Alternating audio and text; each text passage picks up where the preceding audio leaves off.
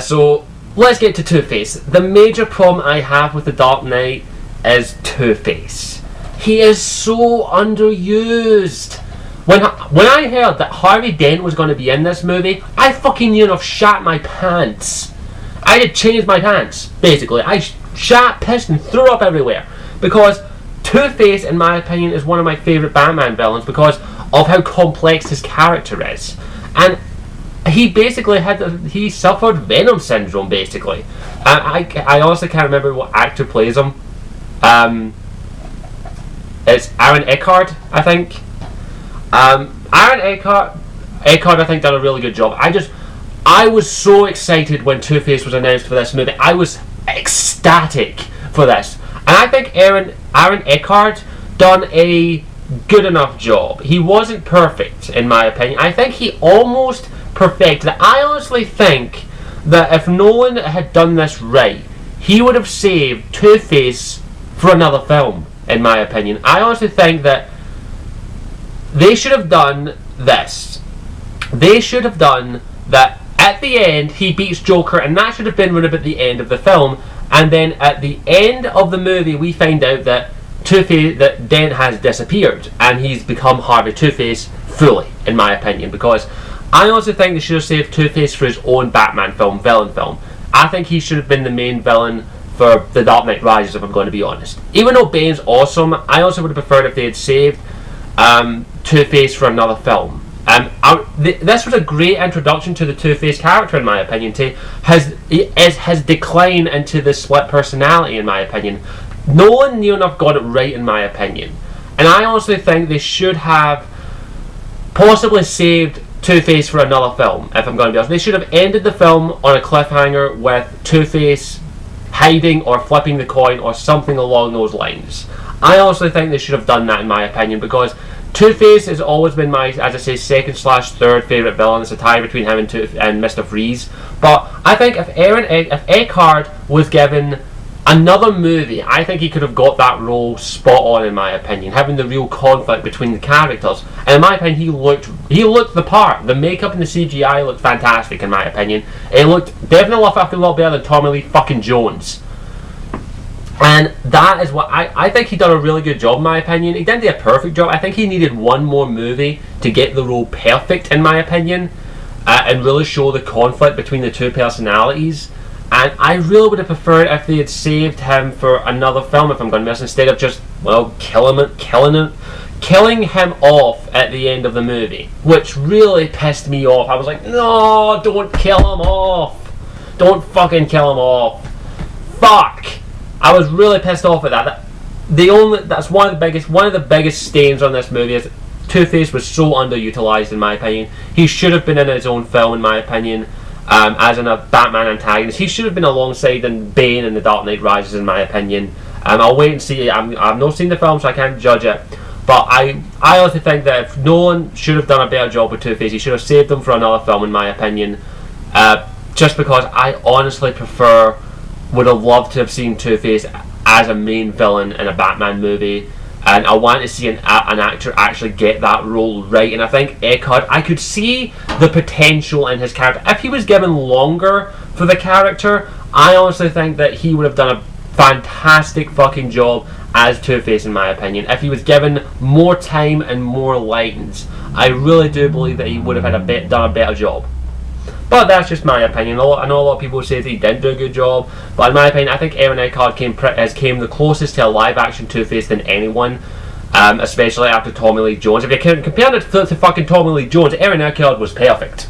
I just think he needed one more movie to actually perfect the role. I just didn't like the fact that he suffered Venom syndrome, which is basically just used in the last quarter of the film to add a little twist to it and have Batman become the Dark Knight. So that's the major stain, in my opinion, on this movie, because Two-Face was so underutilized, in my opinion. And I just want to say that I honestly prefer if Two-Face was used better. So that's the only major problem I've got with The Dark Knight. It's just I wish Two-Face was used more. I wish he would save. Nolan should have saved them for another film, in my opinion. But that's just my personal opinion. I know a lot of people will disagree with me, but I think Eckhart came pretty damn near spot on for the role of Harvey, in my opinion, because he was in this film, but he was black and he was like in it for life. And by the way, I'm not racist. I'm just saying, like, I don't mean to be sound racist, but Two-Face is not black. He's white. It's just me personally. That's the way I go with it. Is if the character's meant to be that color in the comic books, try and do it in the real life. But as I say, Nick Fury is meant to be white, but he's black in the Avengers, and I think Samuel Jackson done a fantastic job. I don't care what the actor is, as long as they get the personality right. I don't care about the color. But as I say, I don't like Dent was barely in this, and was so wasn't even used. While in this he was used quite a lot, and I just wish they'd used him more. So, and then there's one minor nitpick that I do have that really pissed me off, and that's the fact that Nolan got Gordon's family wrong. Don't kill me, please! I beg of you, do not kill me! I love Batman. I love the animated series. All of them. I loved all of the animated series except for Brave and the Bold. I thought Brave and the Bold was too childish for me. I loved the Batman animated series in the 90s, and I loved the Batman animated series in the 21st century. I thought they were both well done. But here's the problem I got with Gordon's family. It's wrong. I'm sorry, I'm a nitpicker. I can't help it. That's the whole point of these reviews. Gordon is meant to be a single father. For me personally. Because I do know he was married at one point in the comic books. I know that, but I think he's a single father because I think his wife dies. I'm not going to say on that. I'm only going by the animated series, both of them. And his daughter is meant to be Barbara Gordon, not his bloody wife. For fuck's sake.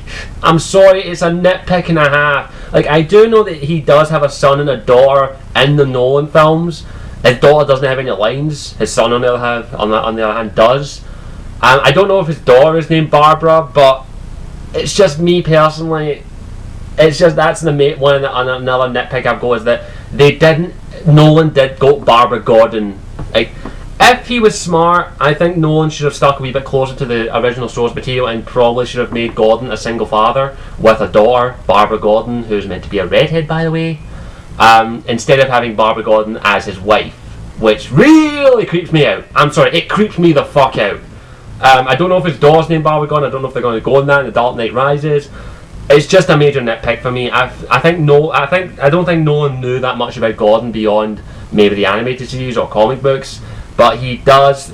For me, Gordon is meant to be a single father with a daughter, a redhead daughter.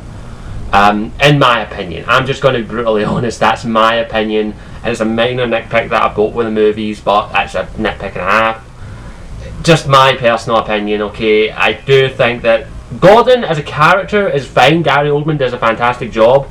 And definitely better than the Gordon from all the other Batman films. But in my opinion, that's the only thing wrong with his character is that he's meant to be a single father. So I think I'll end this review now with overall, the Nolan Batman films are definitely my favourites, if I'm going to be honest. I love this film, but I prefer this film for various reasons.